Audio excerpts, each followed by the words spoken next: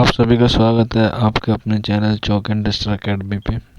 और अलीगढ़ मुस्लिम यूनिवर्सिटी के entrance exam के रिगार्डिंग ये इन्फॉर्मेशन है, आंसर की के रिगार्डिंग है कि अलीगढ़ मुस्लिम यूनिवर्सिटी ने आज 3 कोर्सेज़ की जो आंसर की जारी कर दी है। तो देखते हैं आज कौन कौन से कोर्स की आंसर की जारी की है। तो सबसे पहले देखिए, फैकल्टी ऑफ थियोलॉजी की ये 3 कैटेगरी है, यानी कि 3 कोर्सेज़ की जो है आंसर की जारी हो गई है। एमए सुन्नी, एमए शिया और बीए थियोलॉजी, इन तीनों की आंसर की जारी हो गई है।